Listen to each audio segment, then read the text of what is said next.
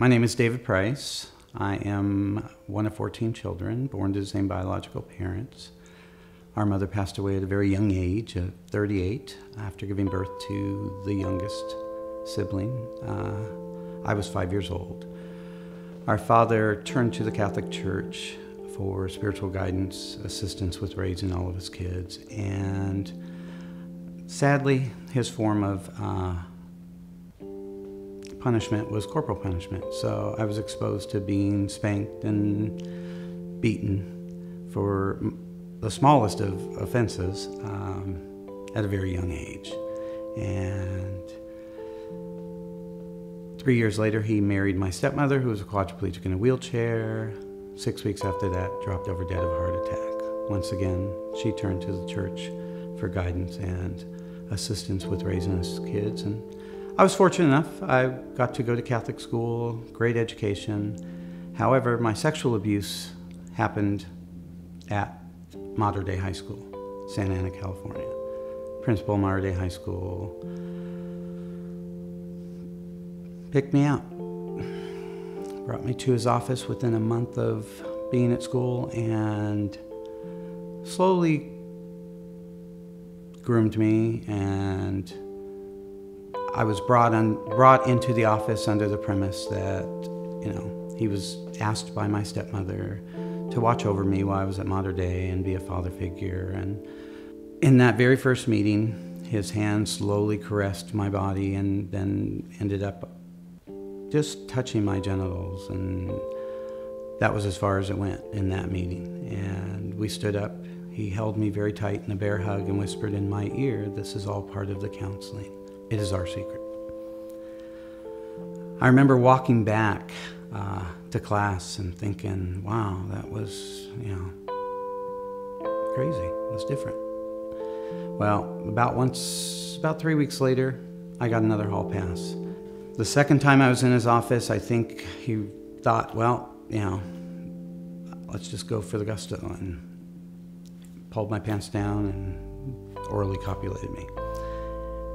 From there, just progressively, I became his sex toy on an average of once a month. Here, the man that said Mass at school, held up the Eucharist, which I so loved being a part of. We had this other secret on the side.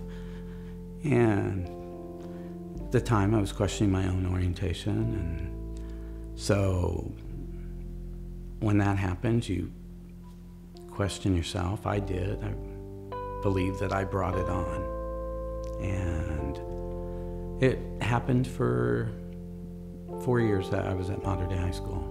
Sadly, my stepmother passed away in 1982, and it was a school day, and I went to his office, and his way of consoling me was to pull my pants down.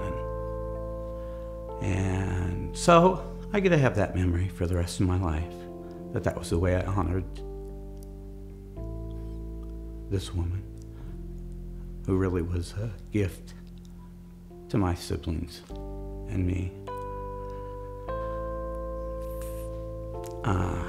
How it affected me at 28 years old, I found myself with a whole suicide plan ready to check out. All I knew is that I was waking up in the middle of the night with cold sweats from nightmares of someone sitting on my chest, shoving their penis into my mouth, and literally feeling as though I could not breathe. Getting to a point where I would be sitting on my couch at home and I would be rocking and thinking, dear God, if this is what the rest of my life is going to be like, I don't want to be here. I don't want to be here. I don't want to do this. My friend suggested I speak to a therapist. And once I did, once I started talking about it, the flood of memories and where those nightmares were coming from, because I had pushed all of that down. One of the benefits of where I am in my life now is that I get to go to places and I get to tell my story. I wrote a book. It's titled Altar Boy, Altered Life, and it chronicles the events of my life. It chronicles the events of coming forward, the ramifications I faced for being vocal about what happened to me. I realized the value of me telling my story at this age, at this stage, because if someone had been there when I first came forward, if groups like what I belong to now had existed, it just would have made it a lot easier to know that I wasn't alone. I wasn't the only person that was going through this. Every single story is different. Some are much more violent than others. Some are just tragic.